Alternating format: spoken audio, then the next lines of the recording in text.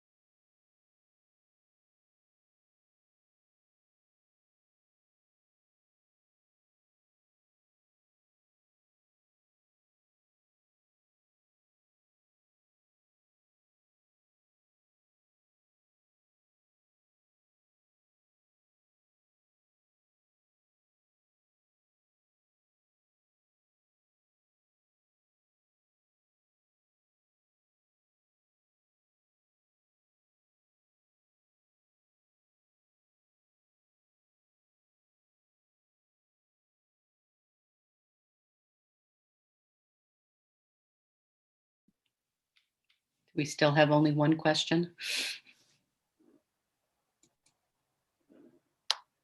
Hello. Hi, Steve. Hi there.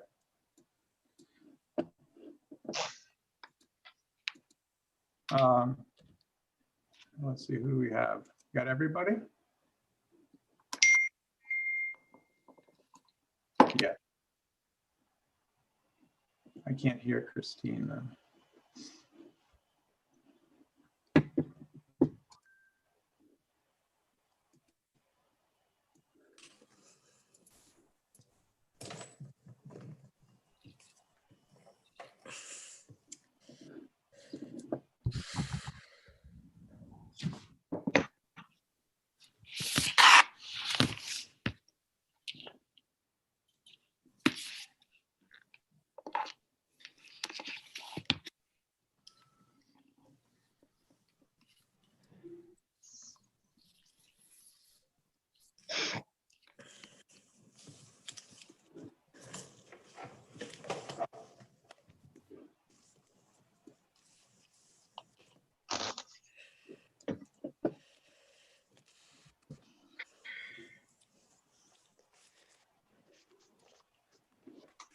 Um, so after we open up the meeting, I was just going to give a short introduction.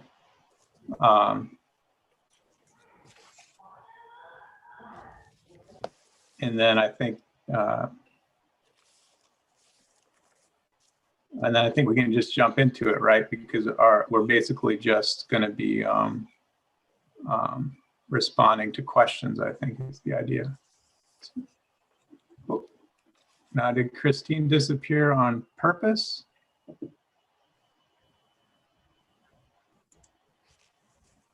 Oh, no, there she is. Sorry, that was my screen. Okay. Can I get started, or? I can't hear Christine. Is that just me, or is? Hold on. How about now? There you go. Yeah, now I hear you. Yep. It's my All right. first Zoom meeting ever. You're good to go. All right, great. Welcome. I'm going to just read the open meeting sort of call to order, and then I'll introduce the meeting. Okay. So pursuant to Governor Baker's March 12th, 2020 order suspending certain provisions of the open meeting law, GL Chapter 30A, Section 18, and the Governor's March 15th, 2020 order imposing strict limitations on the number of people that may gather in one place, this meeting of the Medfield Board of Health is being conducted via remote participation. No in-person attendance of members of the public will be permitted, but every effort will be made to ensure that the public can adequately access the proceedings as provided for in the order. A reminder that persons who would like to listen or view this meeting while in progress may do so by following the instructions on the agenda and meeting notice, which I will provide further detail on now. So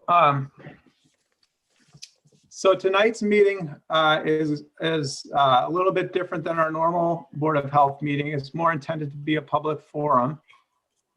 And this open forum on the COVID-19 pandemic is really in order to hear from residents and learn of their concerns, answer questions where we can. And, you know, if we can't answer questions tonight on the fly, if it's something that we have to go back and, you know, talk to the public health nurse or the State Department of Epidemiology or do some follow-up before we can respond, we'll take those questions and then we'll make sure to follow up with the person who asked the question. And I think also, you know, a goal would be that we'll try and do some sort of summary of this meeting. Of course, we have meeting minutes, and so any questions that we can't answer precisely tonight, if we need to do follow-up, we'll make sure that that information gets to the people asking and participating in the meeting. Well, really to the public. I just wanted to set expectations that there may be some questions that we won't be able to answer on the fly if they're highly technical and so forth. So, and so basically, as this pandemic has progressed, what we know about the epidemiology of the virus and about measures to slow the spread has evolved. And in Medfield, the initial wave through Massachusetts was experienced quite mildly in Medfield. Through the summer and early fall, things were pretty quiet here in terms of diagnosed cases. But recently, the second wave through Massachusetts has accelerated, and we have seen a noticeable rise in cases in Medfield. And I think during that second wave, it's also the first time where we've really experienced how quickly our limited public health resources can be stretched thin. And I think we've felt that as a board. I know some of our board members, Melissa and Holly, you know, work in healthcare on a daily basis. So they've obviously seen that even in the first wave. And Kathy, you know, to some extent probably is more in tune with that, also being within the, you know, as a healthcare professional within the schools. But nevertheless, you know, this second wave has felt a little different than the first wave, I would say, in Medfield. But at the same time as this is going on, you know, guidelines have evolved. Some of the scientific evidence has evolved and changed, as we're learning more about the virus and the things to control it. And rules, primarily, state level rules and policies have also changed over time through the pandemic. And also some promising new technologies for prevention and treatment have started to emerge. And generally, we understand, because it's hard for us, we can understand that for anybody in Medfield, it can be hard to keep up with all these changes, and that the rise in cases can cause concerns and confusion, and that the same can be true of different policies and so forth. And some people now maybe are experiencing being a contact or knowing someone who's a contact or being a case, which can sort of make it real. And so we're hoping tonight to hear from you about your concerns and questions and also suggestions.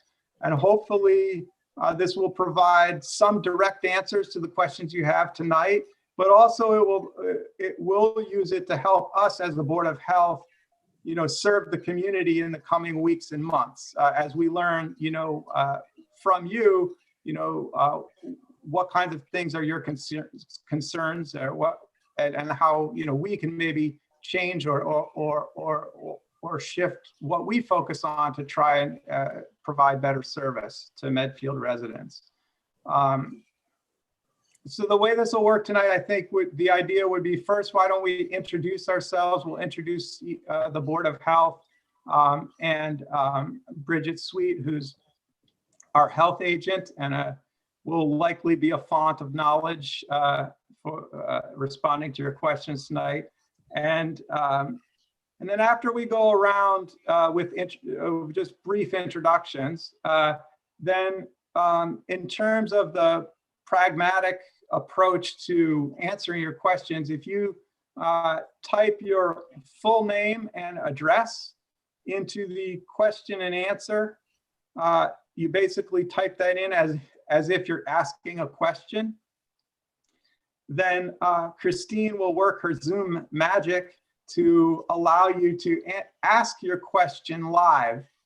And then I will try and triage the questions and direct them to the appropriate person to answer them. And then if there's follow on from other members of the board or other people that where we want to have some discussion, we can do that. I will just note that one of the things that I'll be doing as triaging this is trying to flag there might be some questions that you have if they relate to school policy, which we probably will not answer because it wouldn't really be appropriate for us to do that. So I'll try and flag that there might be some questions that really need to get redirected to the school committee potentially. So in any case, it's an open forum. So it's really intended to be about COVID, but it's an open forum for the Board of Health.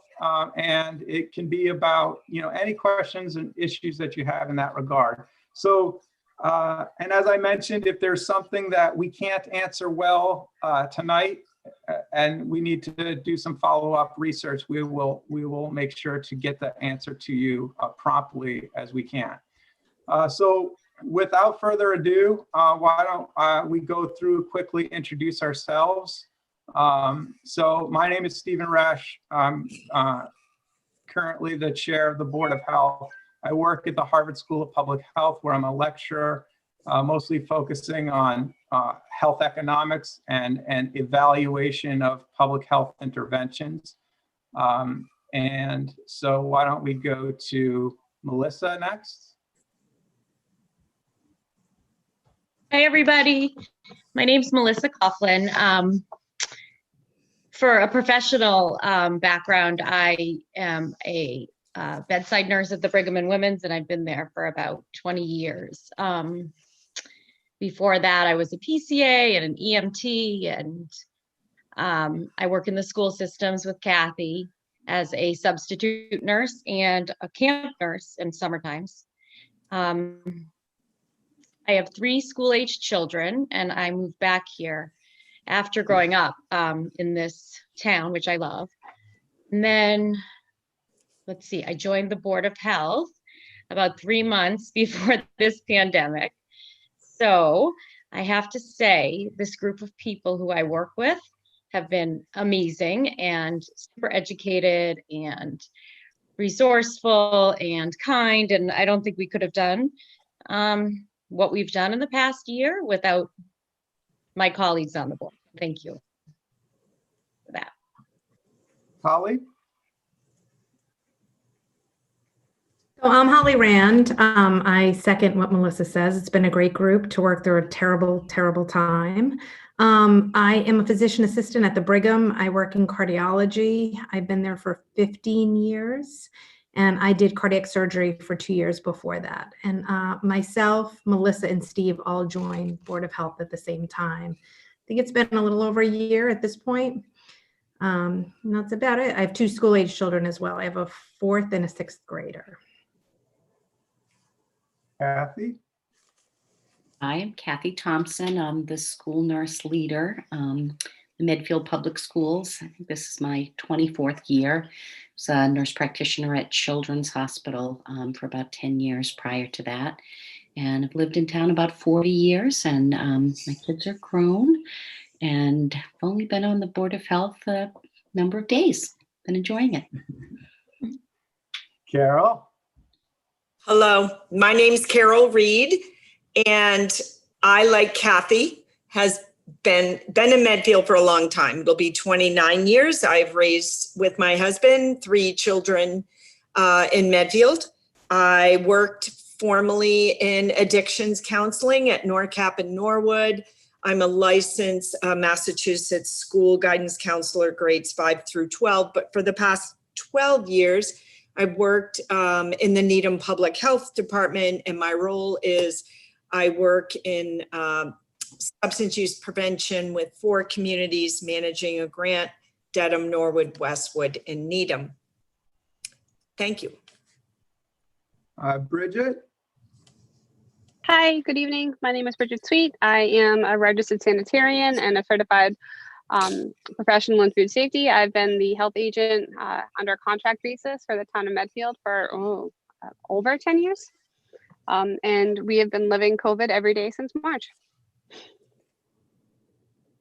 Christine, I don't know. Do you want to introduce yourself? Sure. I mean, I I'm think- Christine Trierweiler. I'm the town administrator. I've been the town administrator for 2 years. And prior to that, I was the assistant town administrator for almost 20 years. So I'm new. I'm not, All right. So just to remind everyone then, if you want to ask a question to us, then you would do that by typing your name and your address into and that's for the reason for that is the public meeting law requires it. So you type your name and address in, and then Christine will make it so, click something so that you can actually ask your question. You can actually ask your question by voice.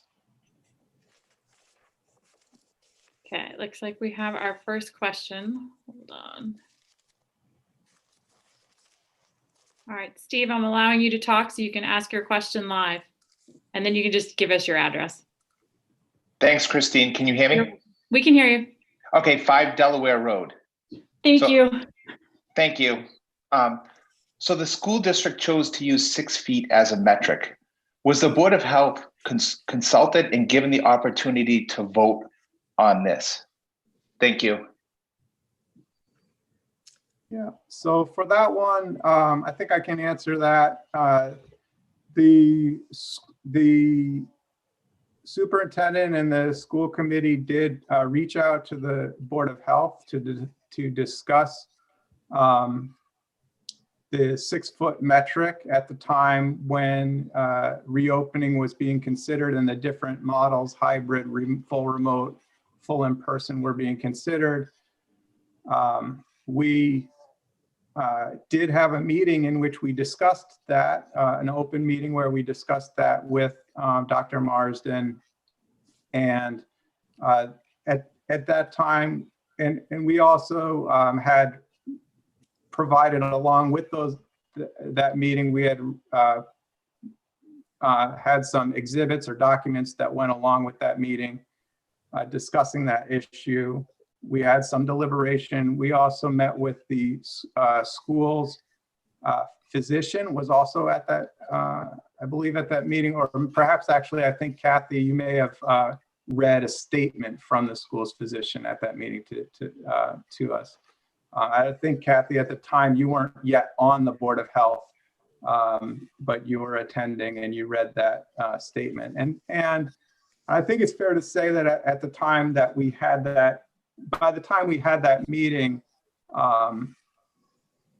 it seemed like Dr. Marsden and the leadership of the school was comfortable with a 6 foot, and we did not, as a Board of Health, vote one way or the other on whether 6 foot was appropriate or whether 3 feet was appropriate, because for a couple of reasons. One is that ultimately that decision was not the Board of Health's decision. We were advising or giving, but the decision was up to the school committee as to what they wanted to do. And I think a fair characterization of where the board was is that I think everybody on the Board of Health felt, and any members could chime in here if I misrepresent, but I think we were all comfortable that a 6 foot distance would be certainly reasonable, would be a reasonable level of risk. And probably some of us on the board, well, at least one of us I can speak for, which would be me, felt that perhaps for younger students, a 3 foot distance would be okay, or worth the benefit risk trade-off, but acknowledging that there was a lot of uncertainty at the time about that. And so, I think there wasn't really a great answer either way on that issue. But nevertheless, to your question, we did not vote on it. It wasn't really our place to vote on it.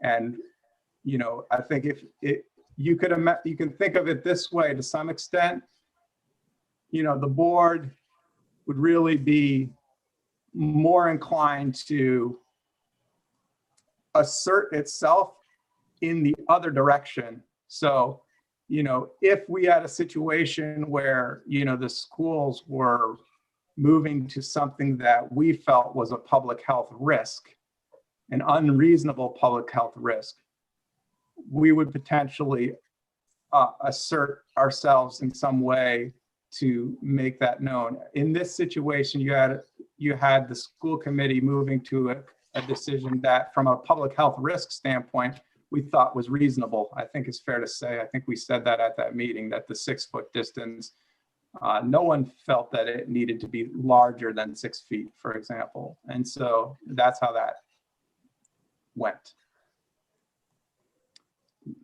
Kathy? I think the school physician too felt that starting in a hybrid model with the 6 foot distance, we would have less close contacts and therefore less chance of having to close down classrooms and buildings and schools, and that was, a reasonable way to start. Indeed.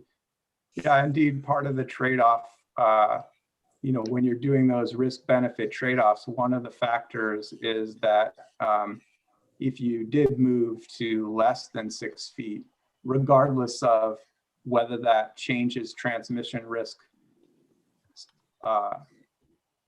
or regardless of how much that increases transmission risk, it does make two changes. One is that it means that you have more people in a room, you have more exposure opportunities potentially, or a wider number of people to be exposed to. And because of the way the contact tracing rules are written,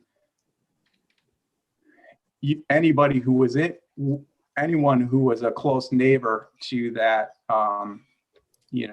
within that 6 foot radius would then basically automatically be a close contact. And so you would have a lot more contacts. And, I think, that's also something that, while we may not have fully even appreciated that at the time, because we had not really had COVID cases in school at that point, or even had very many COVID cases in Medfield at that point. But now I think we're experiencing that certain events, it doesn't take long to have a whole lot of contacts, just really true, exponential growth, if you will. Like, you really see it escalate fast. And, each one of those contacts is something that takes, not only does it take a lot of time to do all that contact tracing, time and effort, but it also is, a lot of people who then have to be quarantined, who have to not be in school and other activities for a period of time. So, that is a factor as well.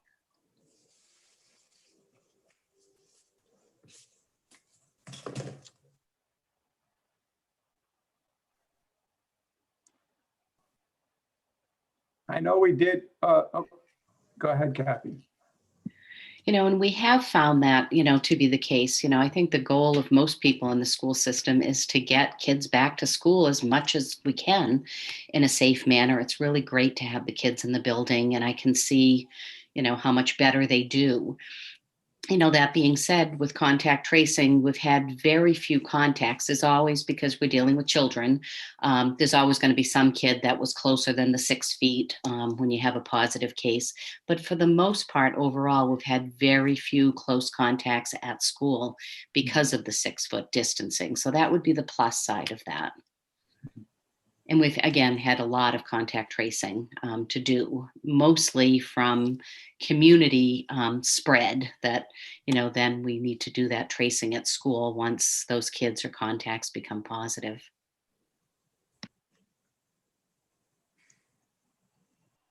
While we're waiting to see if any of the 30 attendees have questions, I don't see anyone putting their name in yet. I think we can answer. There was a question that we got over email in advance to the meeting about whether something about the viral load titer on the test. Basically, when we get I shouldn't say we don't get the test results, but when the public health nurses get test results for that they use to then do contact tracing, is there information on the level of viral load, the titer, if you will? So because there's, and the questioner was bringing that up because, the level of viral load may have something to do with infectiousness. But just to answer that question, that information is not used by the contact tracing. I mean, a positive is just a positive. There's a cutoff that defines it as positive, and as far as I understand, every positive test would be treated the same as far as contact tracing.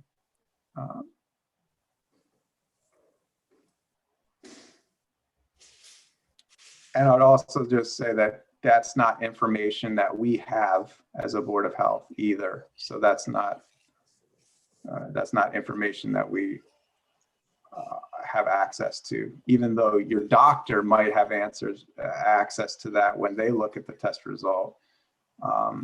We don't.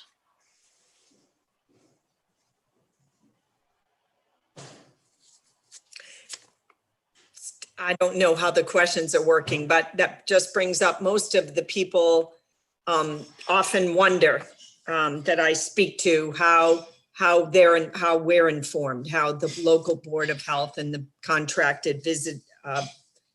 We have Natick Walpole visiting nurse as our contracted public health nurses, and the tests someone has are either perhaps through a lab or a hospital or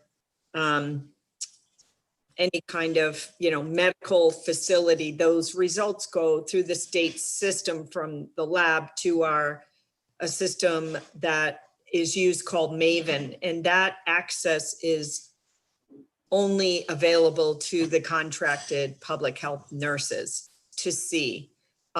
Sometimes those test results appear a little bit later, and the doctor will call someone with their positive result. And that's how they'll find out. But in many cases, the public health nurse is alerted and logs on to the Maven system and then sees the name and calls the resident. So I just thought I'd say that it's a state system, and there's, I think, approximately 200 communicable and infectious diseases that are tracked in the Commonwealth, tuberculosis, and with all varying degrees of response. So we as boards of health members don't see those names or any of that. The tests come through the system to the Maven system, and our public health nurse reviews and responds as the protocols guide her to.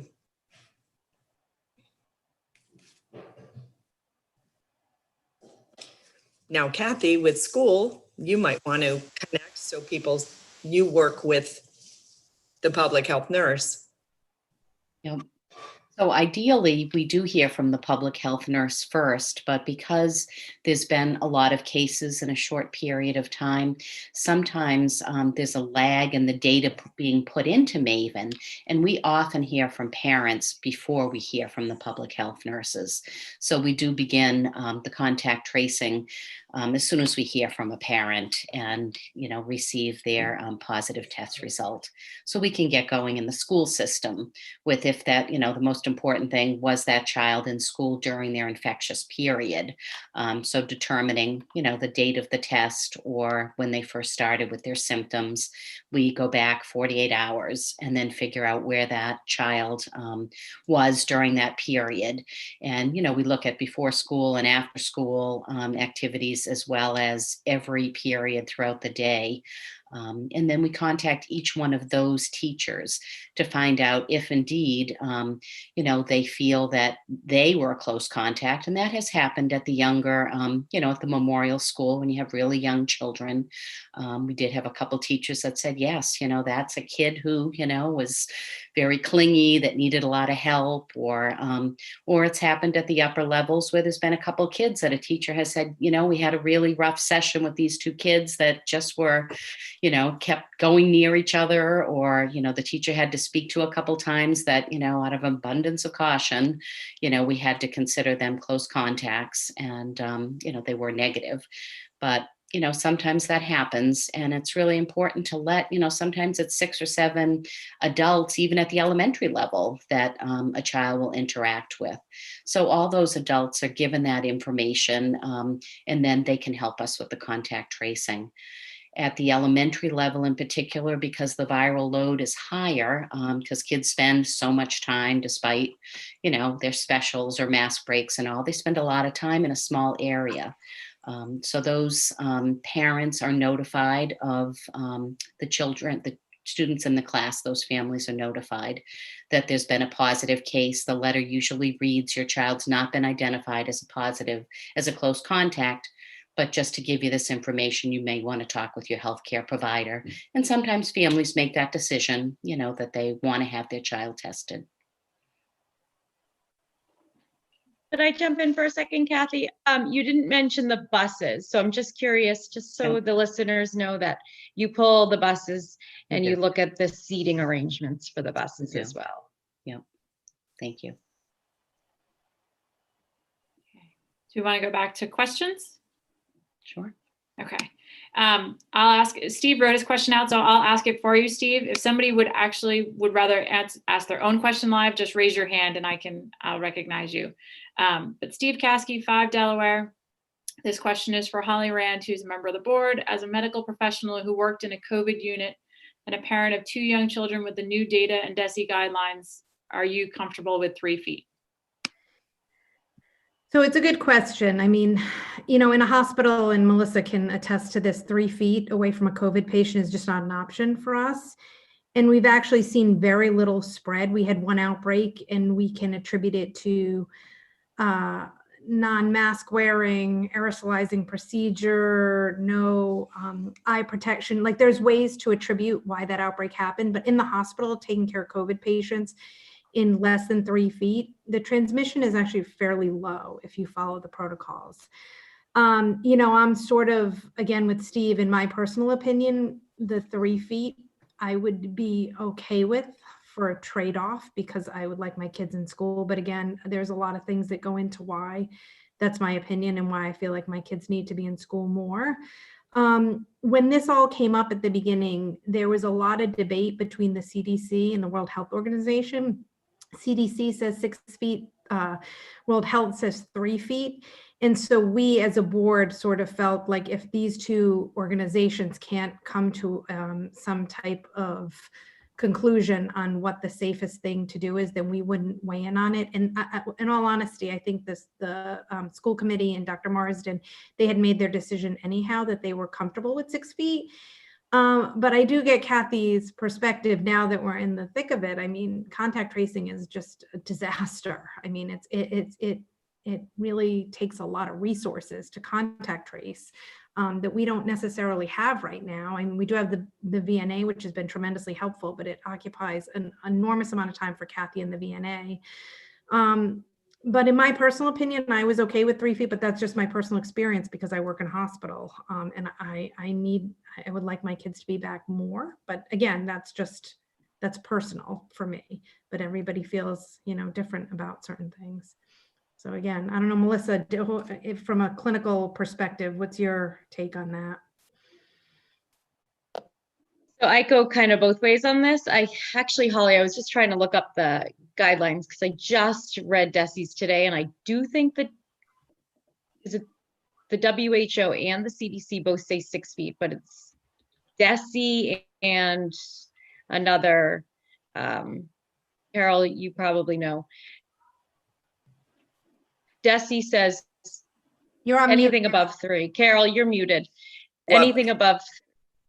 I only know because I'm reading, it says CD, at least on DESI's new guidelines, it says, Yeah, that was today's site. and DPH say 6 feet.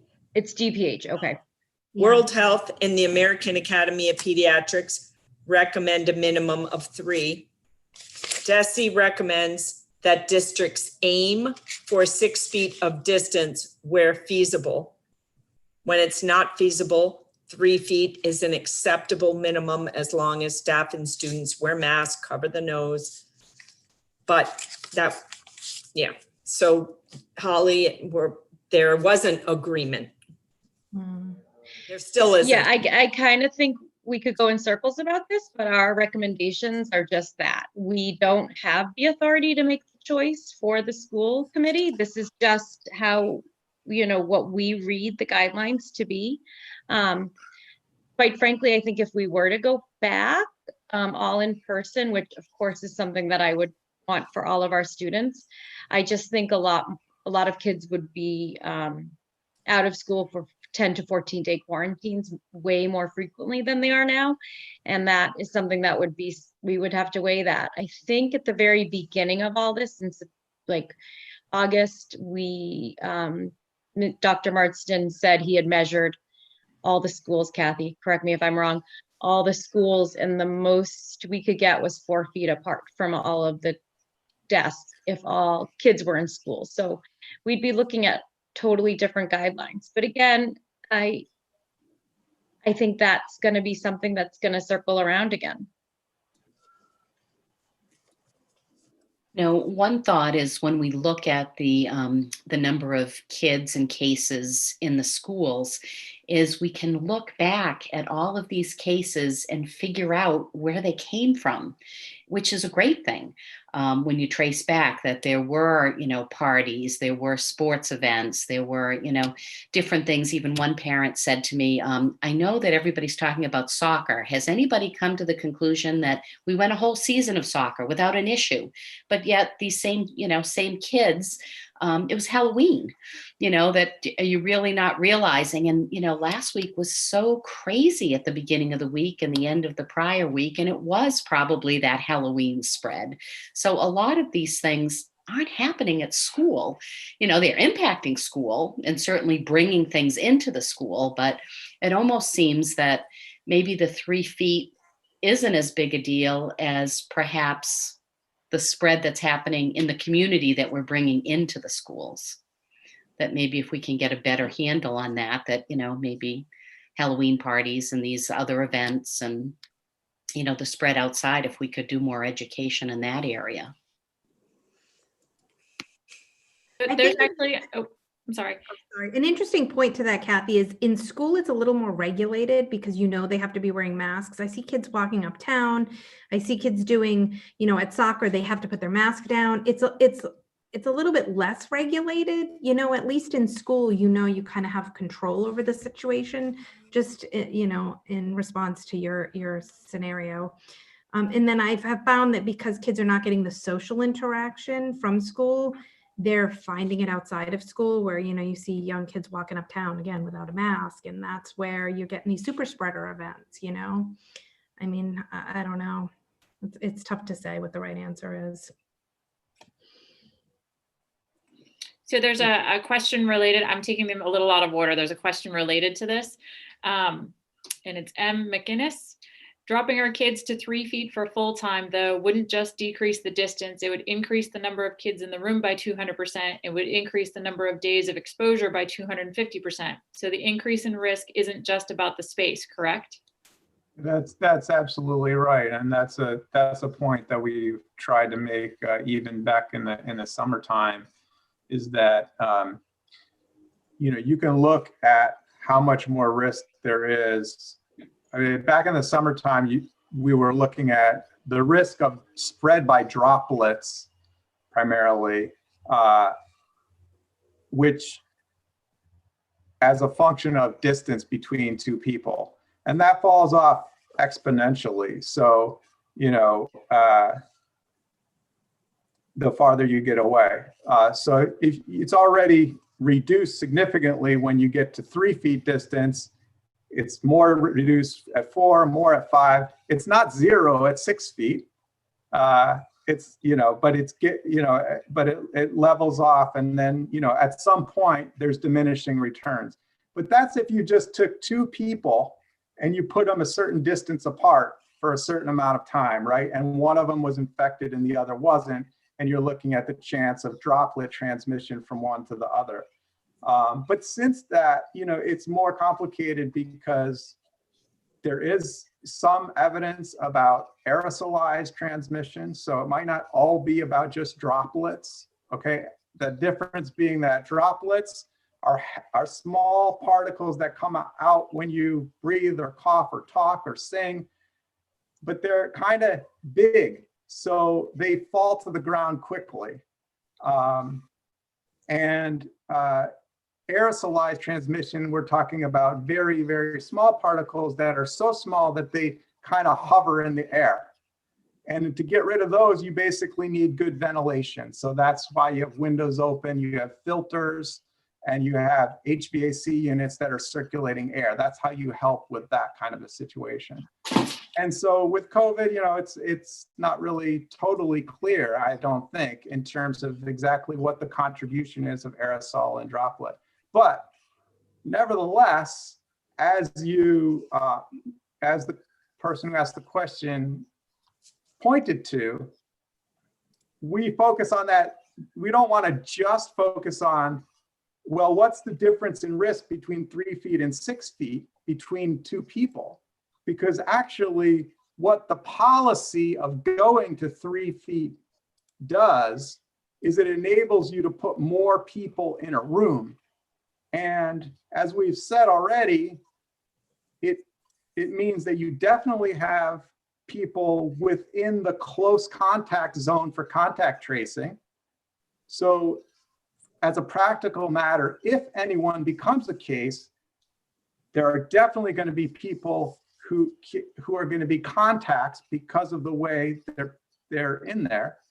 And in addition, as you know, as you suggested, you do have more transmission opportunity to a larger set of people because you have more people in the room. And those are some of the things that, you know, are why you want to think it through what the benefits are relative to the trade-offs, right? But you know, you're right. It's absolutely right. I think it makes sense. Perhaps it makes even more sense to focus on the amount of people rather than the distance between two people. But that being said, you know, it does seem, I think it's fair to say that, you know, that we certainly have, it certainly seems like a 6-foot distance seems to work in terms of reducing risk to a pretty significantly. You know, and there is, you know, some evidence from other settings, not around here, but in, you know, in Europe and so forth, where they have, you know, people closer together than 6 feet. And still, because of what Holly mentioned about it being kind of controlled in terms of if you have masks and you sort of a regulated, structured setting of a school, you know, that you can have perhaps good outcomes. But it's not to say there's no risk or no trade-offs. I mean, there's no zero risk situation here. So it's a matter of balancing. But maybe we should also explore other topics besides just the 3 foot versus 6 foot. Why don't we go to the next one, which is from Jessica Riley, 81 Flintlock Lane. Can you speak to whether there are projections for Medfield for infection numbers within the next 2 to 3 weeks after the Thanksgiving holiday? Yes. Yeah. So there are some projections that the CDC puts out that are not specific to Medfield. They don't get that quite granular, but there are projections that the CDC gathers from a number of academic modeling teams. And they make projections down to the county level for states. So they have a Norfolk County projection. And I think I can even show you, I'll just quickly just show so you can see what I'm talking about. So the CDC puts together these projection models to say where the epidemic is going. And so if you can see Norfolk County here, if you focus on the right-hand panel, well, the left-hand panel is showing you the variety of academic modeling groups who contributed the projections. And the right-hand side is showing you, sort of what they think is going to happen in terms of new cases in the ensemble model. But basically the story here that I take from this is that most of these models are projecting cases to continue to increase. Most of these models have the trend going upward over the next month, right, into December. This is just a short-term projection. So, but you can see, I don't know how to point to it, but if you look at that red line that's going sort of in that sort of red area, if you look at that red line that has the red 4 dots, is basically we're going up. And not going up trivially, going up from like 1,000 cases a month in Norfolk County to, something like 1,500 cases a month in Norfolk County. So the expectation is this is going to continue to go up.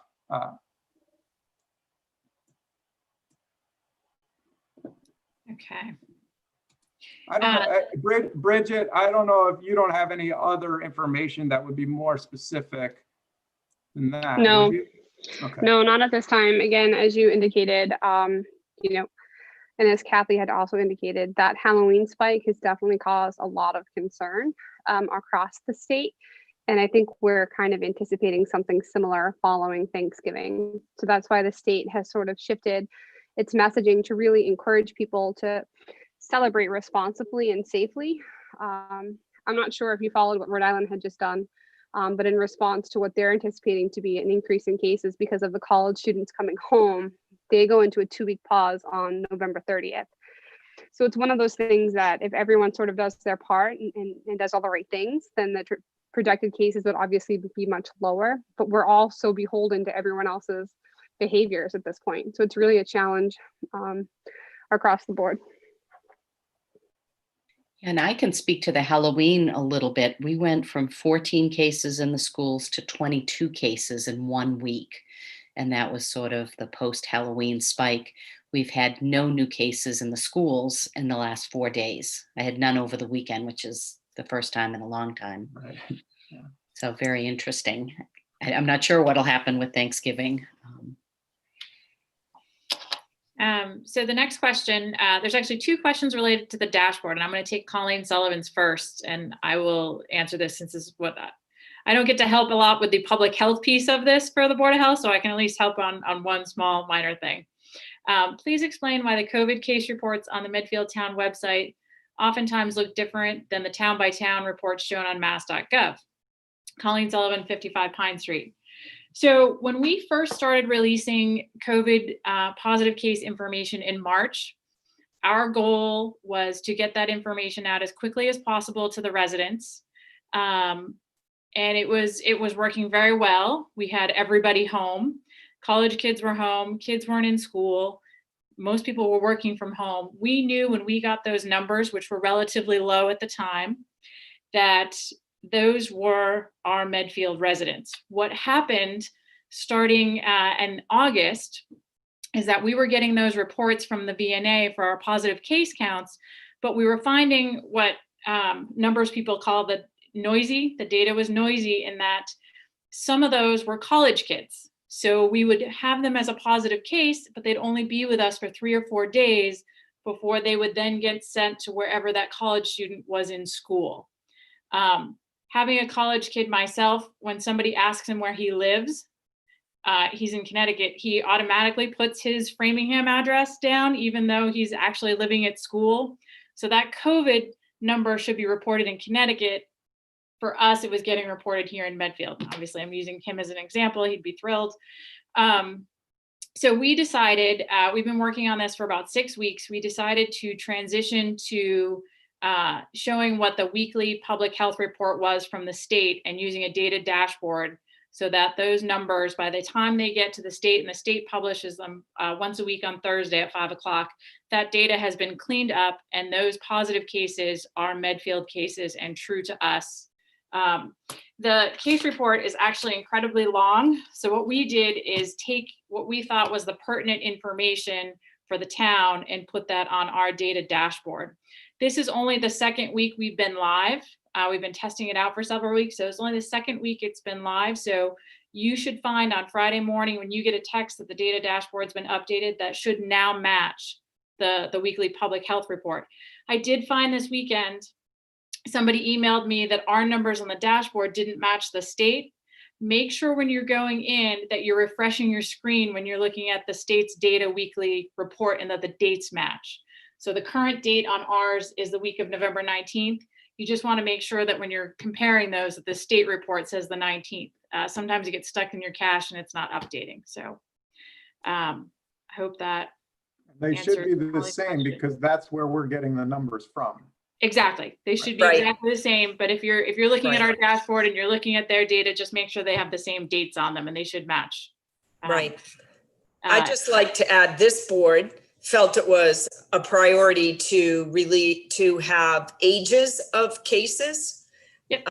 So that the community could understand, and the data is by 2-week periods, where the cases are. The state releases by age, not all towns do, but Christine and Nick and the visiting nurse take the information the visiting nurse looks at it and gives the age breakdown for Christine and Nick. I qualified to put up on the dashboard. So I appreciated that. And I know we all did as a board to be able to tell everyone in the community what's going on. Because many of us don't have school-age children anymore and have the information. So thank you for that, Christine. And Yeah, you're welcome. huge. So I'm sorry, Christine, could you just clarify, because this comes up a lot on the social media sites. So the difference between total case count and the two determinants that we look at when we pull up our site is total number of cases Yep. versus the 2-week case count. Correct. And I think there's some confusion there. So when people say, what's the 2-week case count? Does that mean all of those people are active now? And then does that get absorbed into the total case count? Could you So- answer that for? Yep, so it does Thank get you. absorbed into the total case count.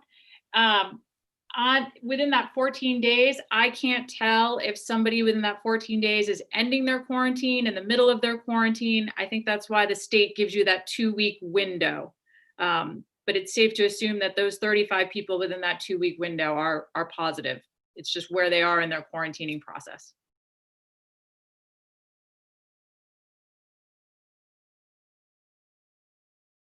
Oh, there it is. You'll see, Steve, if you scroll down to the bottom, we added on the age data this week, we added, so in blue, you'll see the cumulative case count that we've had broken down by age.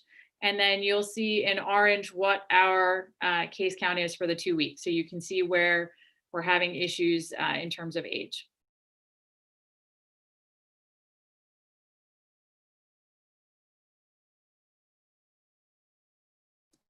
That's nice. Yeah. Thank you, Christine. I like how that visual looks. I have to give all the credit to Nick. I sent him in and said, my draft not coming out right. You have to work the whole thing. So I give him all the credit. The next question you have, and if, just to say also, if anybody has any issue with the data dashboard or is ever concerned about that, feel free to email myself or email the Board of Health, and we can work with, getting you information or walking you through the dashboard. The next question is from Mary McGinnis at 47 Sawmill. Will the in-school rapid antigen test contribute to the town positivity rate, or does that rate only include PCR tests? I can speak to that. First of all, we are still in discussions about using these rapid tests. Of course, what we would like to have in the schools are PCR tests. I know the headline sounded like these rapid tests were ready to be shipped to us. What they shipped to us was a 106-page application. We have been approved to apply for them in phase 1. They still haven't even gotten all the testing modules done for that. And we have several applications that we have to put into place first. I don't think they're going to be as helpful as one would hope. I love the idea of testing. I don't love the idea of rapid testing. Pretty much you have to repeat whatever test you find. If it's positive, they say it's presumptively positive. And we do list that on the school dashboard. Our positive cases are always PCRs. And then we did have one case that was a rapid that was not followed up by a PCR. And that's listed on our dashboard as presumptive cases. And we would continue to do that. So you could see the differentiation that way. If it's negative, you still can't count it as negative. They need to follow it up with a PCR. So it's really not as helpful as what we would hope. Again, love the idea of testing. Just the rapid tests are probably not the answer and are, one tool that we could use. They're not reliable to do mass testing. You have to have symptoms. It's sort of the beginning of your illness is when they're most accurate, but we've also at Dale Street alone had 2 positive antigen tests, false positives. So either way, it would be helpful to follow it up with a PCR. So I'm not sure they're going to be as helpful as we would hope. And again, on the school dashboard site, it would be presumptive if it was a rapid test, not the true PCRs would be listed as the actual tests. And we don't have presumptive on the Board of Health No. No. dash. That's the school. So there are, just to, for the audience, there's 2 dashboards live right now. There's one that the school is running. And then there's one that the Board of Health has taken control of, I guess. So it's just 2 different ways to get data, 2 different ways to look at the data. More information for you guys. But the school, if you go to the school's dashboard, they're reporting information that's specific to the school, like cases in different buildings and, and trends in other towns that are part of the sports leagues and I believe of the schools and so forth. So for school specific, if you're involved in the school committee, that's probably a helpful source of information. But the Board of Health's dashboard is really just the community-wide information. I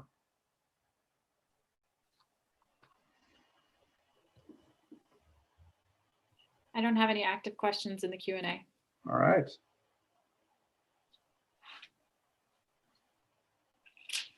Any From an educational standpoint, I'd like to just make a couple points that I think are important for the town citizens to know. One, it's so important to know that, so when you get a test and it's positive or negative, it will go to the state regardless. But if you get a positive test, I think it's really important to reach out to your contacts and reach out to the school, because there's a huge lag time right now, especially with the number of cases being so robust in the states, that it's taking some time for the visiting or the VNA or the state, the CTC, to contact patients when they have a positive test. So I think it's important to start isolating, self-quarantining right away. You should not wait for the state to call you. I think that's one. And two, if you are a close contact and you get a call from somebody that says, you've been within my 6 feet bubble for more than 15 minutes and I am now positive, that person who received the call should not then wait to quarantine till the state calls, because again, there's a lag time for that as well. So in both of those cases, I think it's important to just be really proactive so we can stop this spread. And I think in some of the cases over the last couple of weeks, we should get a little further ahead of that. I think we've realized over the past couple of weeks that lag time has been really an issue. Absolutely. Got a new question there. So we have a question from Pat Welsh, 160 Harding. What do we know about where Medfield adults are contracting the virus? Well, I think we have to answer that as we don't. At least I don't think the people on this call know the answer to that. But just to be a little bit more complete on that answer, the Visiting Nurse Association, which we are public health nurses, who are the ones who do the contact tracing of these positive cases.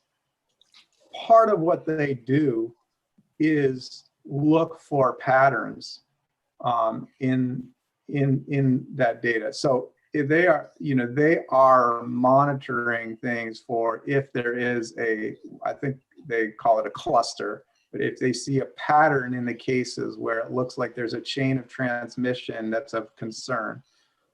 You could think of some of the things you've heard in the news about maybe a nursing home or we don't have prisons or in Medfield, but if you have some of those congregate living situations as an example. But you could have other kinds of situations where you have a pattern of transmission that, maybe there's an event. I think everyone's familiar with the Biogen meeting at the beginning. That was a big event that generated a lot of cases. So I'm not expecting anything like that in Medfield, but I just wanted to assure everyone that while we as a Board of Health we don't look for those things. The public health nurses that are part of the health department of the town. That's part of what they do. And when they see something of concern, that's when they alert the town. And they're actually, we have experienced that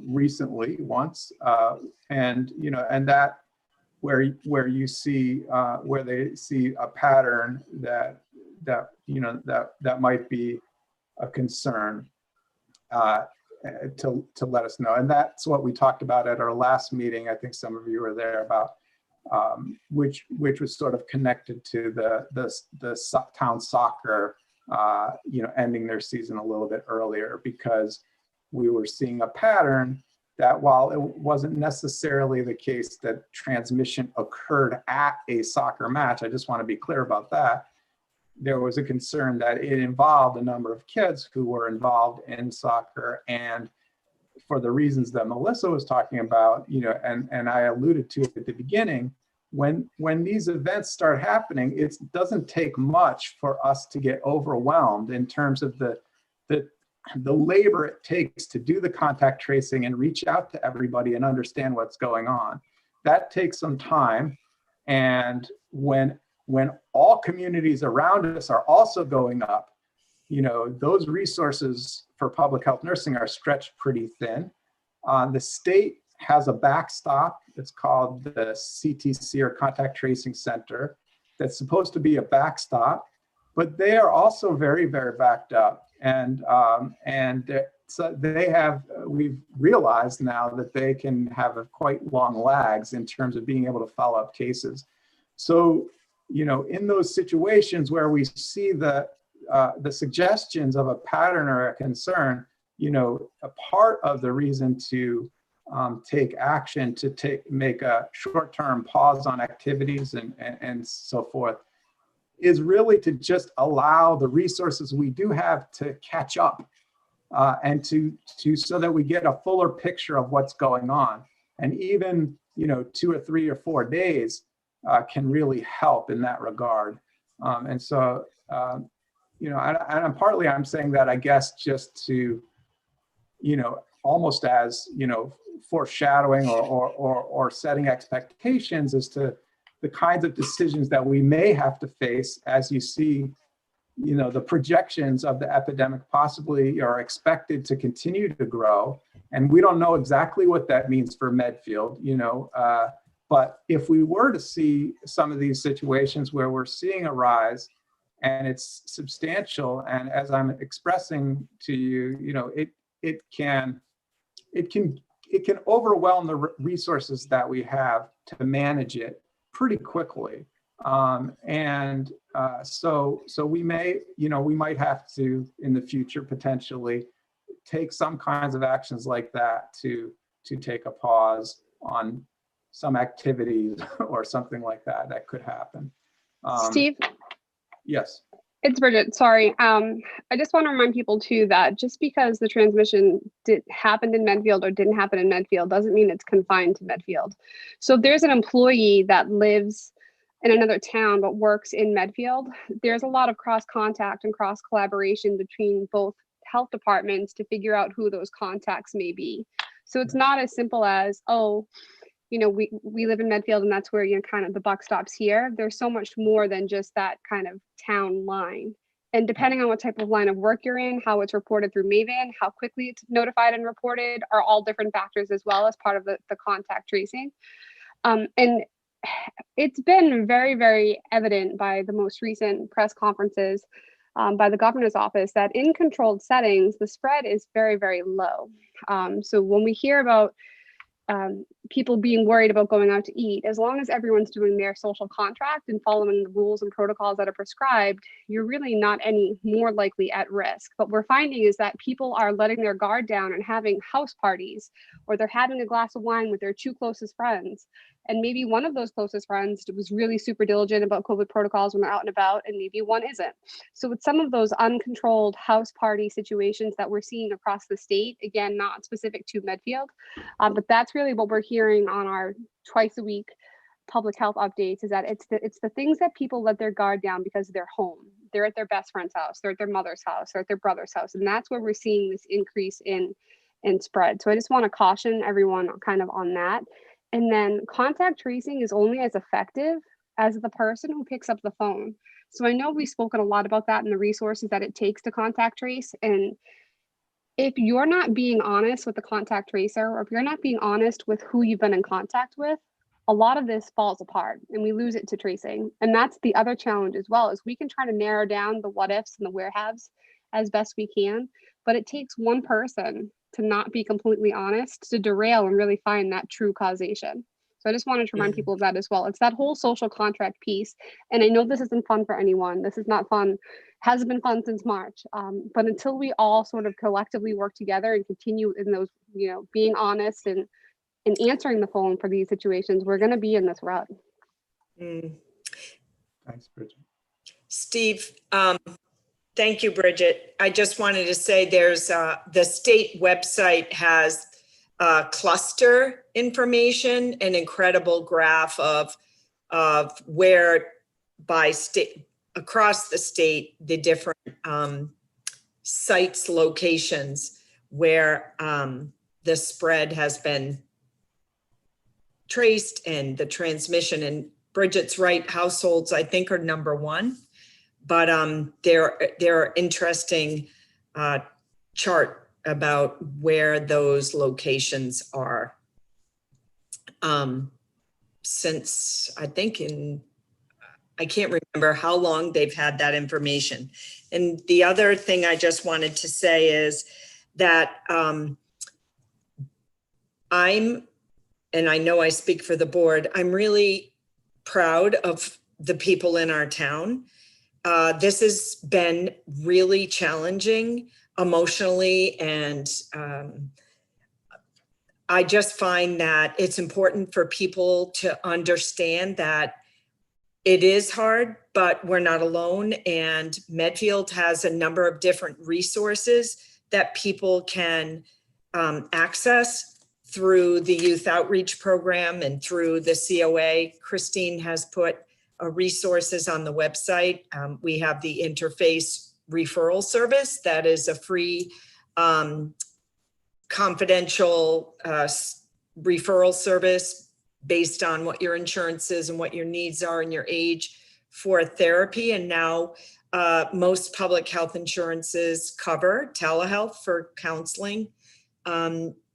We have the Riverside, I use them in the towns I work with, a 24/7 mobile crisis unit. You can call and speak to the social workers at Riverside 24/7 as a parent, as whatever age you are, if you're concerned about someone you care about.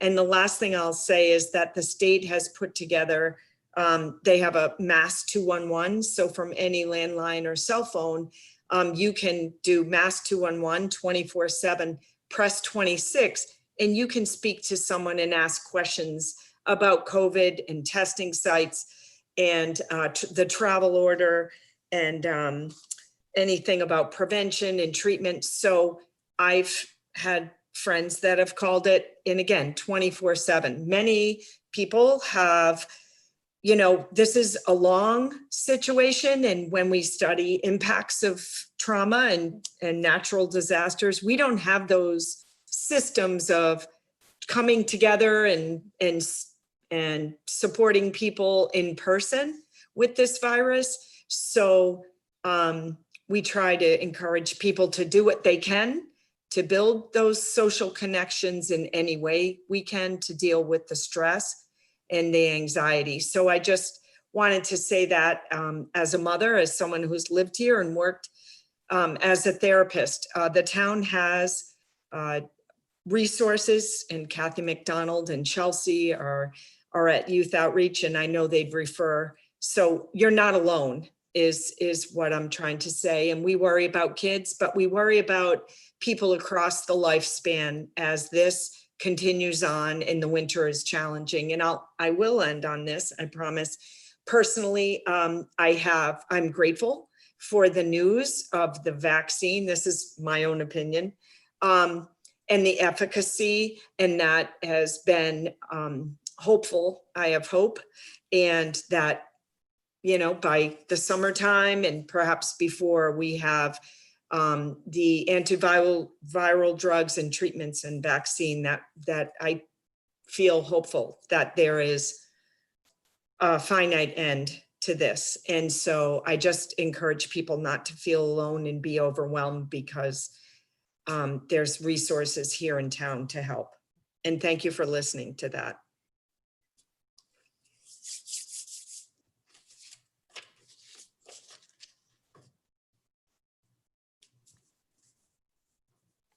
Thanks, Carol. That was helpful.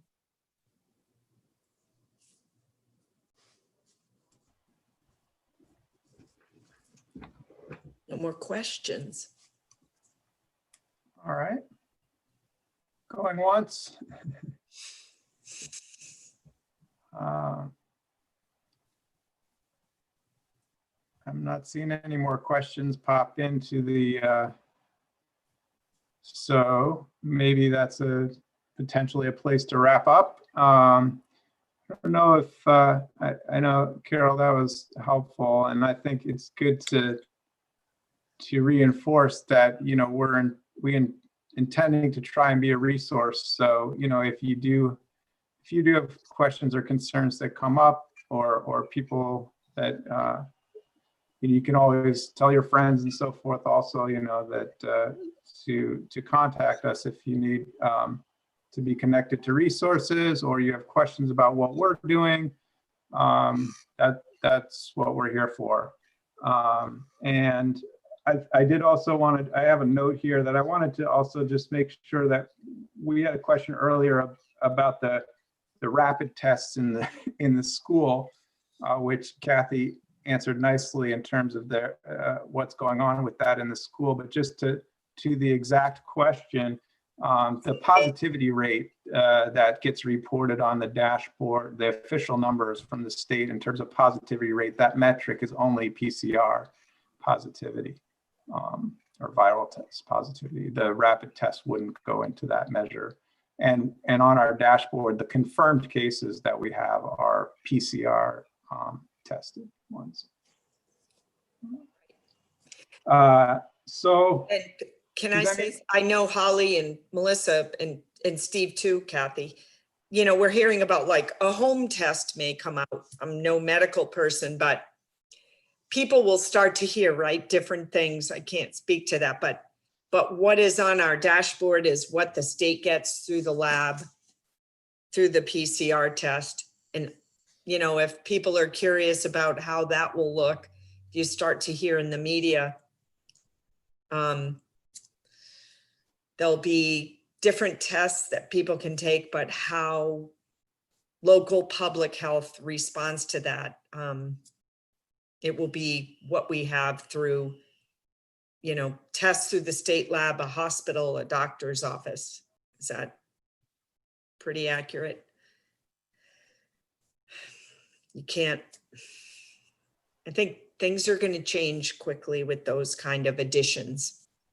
And we heard on our call Friday that the state may be putting together a website for people, and, if there's home tests and things they can do. So we'll just keep doing what we can do through the PCR, through the state and the lab and Maven.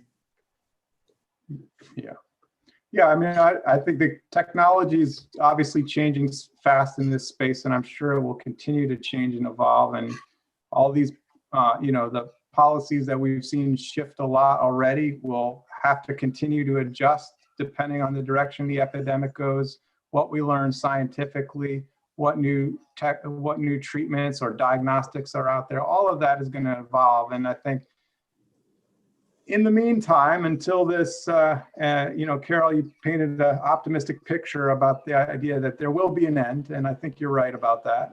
But until then, and certainly in the short term, I think certainly we don't. I think you've been hearing. We want to encourage you to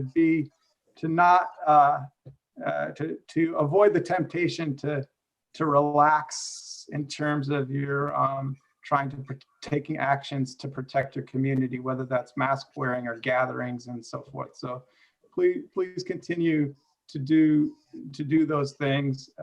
And I think we'll be rewarded for it. And, you know, so far Medfield's done a pretty excellent job in that department. And I hope that we can just not relax too quickly from that, and just to keeping the course.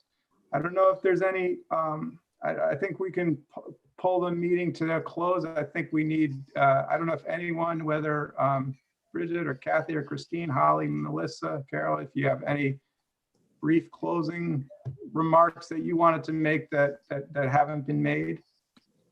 Otherwise, if you don't, then one of you can make a motion. I think I just want to say one thing, and I just want to echo some of the things that you've said this evening, is that if there are any questions, we are your best source of information to start with.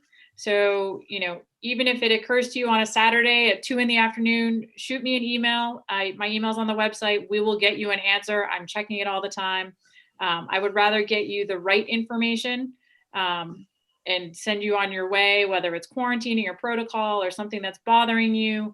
You know, we really should be your first stop for any of your information.